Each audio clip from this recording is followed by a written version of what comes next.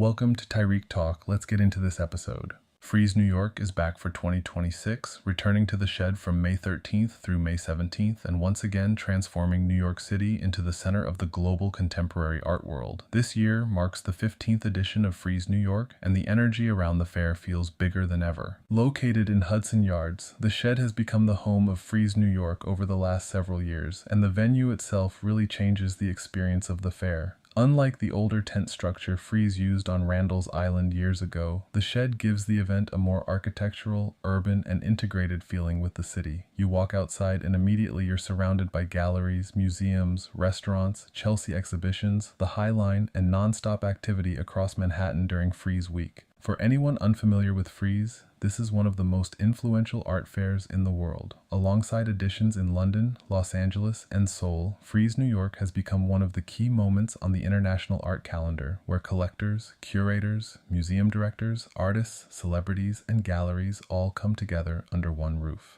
And this year's edition is massive. Frieze New York 2026 features approximately 68 to 70 galleries from around 26 countries, bringing together a combination of blue-chip powerhouse galleries, mid-career programs, and younger experimental spaces. One of the major conversations around this year's fair is the strong representation of Latin American galleries and artists. Frieze has specifically highlighted its increased focus on Central and South American voices in this edition, which feels especially important considering how influential Latin American contemporary art has become globally over the last decade. You have galleries coming from Brazil, Mexico, Argentina, Chile, and beyond, alongside major international exhibitors from Europe, Asia, and the United States. At the same time, many New York galleries continue to anchor the fair, creating this balance between local presence and global dialogue. Some of the major returning galleries include Gagosian, Hauser Wirth, Pace Gallery, David Zwirner, Perrotin, White Cube, and Thaddeus Ropac. But what makes Frieze exciting is that it's never only about the mega galleries. One of the most anticipated sections every year is Focus, curated once again by Lumi Tan. The Focus section spotlights younger galleries that have been operating for under 12 years, often giving visitors the chance to discover artists before they become internationally established names. And that's really one of the most exciting parts of Frieze New York. You can walk from a booth presenting museum-level historical artists directly into a presentation by an emerging artist having one of the first major moments of their career. The fair creates these collisions between generations, markets, aesthetics, and geographies all happening simultaneously. This year, one of the big stories coming out of the Focus section is the Focus Stand Prize, which was awarded to Buenos Aires-based W Galleria for its presentation of indigenous Chilean artist Seba Calfuqueo. That award really reflects a larger shift happening in the art world right now. Institutions and fairs are increasingly recognizing artists and galleries working outside traditional Euro-American centers, and Frieze 2026 seems very aware of that momentum. Another thing that separates Frieze New York from many fairs is the programming outside the booths themselves. This year's Frieze Projects expands beyond the shed into collaborations with major institutions across New York City, including Whitney Museum of American Art and Dia Art Foundation. Instead of only functioning as a commercial fair, Frieze is increasingly positioning itself as a citywide cultural platform. There are performances, installations, moving image works, conversations, and immersive projects happening throughout Chelsea and Hudson Yards during the week. One of the featured performance artists this year is Kite, collaborating with Counterpublic, while other programming includes projects by David Lamelas and Jonathan Gonzalez. And honestly, that expansion beyond the booths is important because it changes the feeling of the event. Frieze Week becomes less about simply buying and selling art and more about creating an ecosystem across the city. During Frieze Week, New York itself becomes part of the experience. Museums coordinate major openings. Galleries launch new exhibitions. Fashion brands host dinners and activations. Collectors move from breakfast meetings to studio visits to after parties late into the night.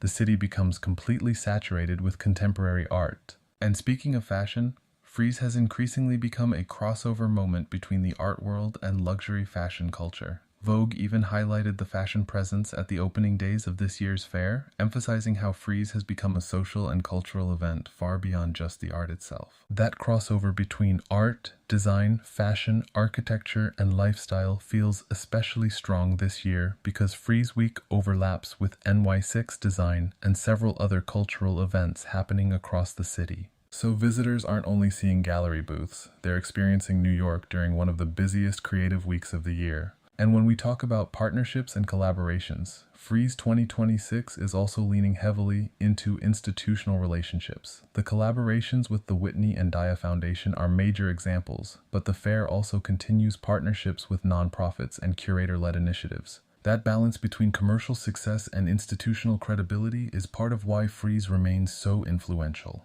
Because yes, there's obviously a market side to all of this. Major sales happen here, museum acquisitions happen here, careers can completely change after a successful Frieze presentation. But there's also a curatorial side that shapes conversations happening across the art world for years afterward. And even for people who aren't collectors, Frieze can still be inspiring because it offers this rare opportunity to see an enormous range of contemporary art practices all in one place. Painting, sculpture, video, installation, performance, conceptual work, textile-based practices, digital art, socially engaged work, it's all happening simultaneously. You can spend hours walking through the fair and still feel like you missed something. That's part of the excitement.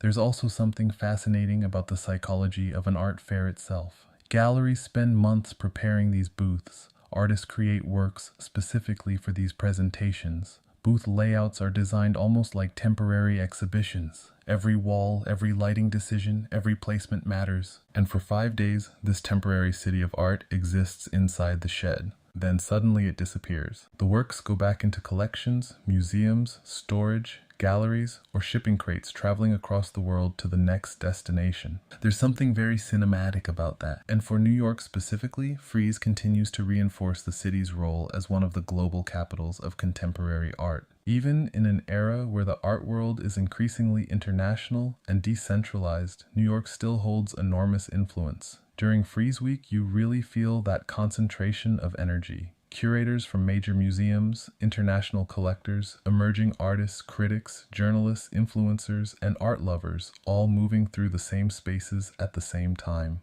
It becomes this intersection of culture, commerce, and creativity. So whether you're attending Frieze New York to discover emerging artists, see museum-quality works, network within the industry, experience the city during Art Week, or simply observe the atmosphere, the 2026 edition feels like one of the strongest and most internationally connected editions in recent years. Frieze New York 2026 runs from May 13th through May 17th at the Shed in Hudson Yards in New York City.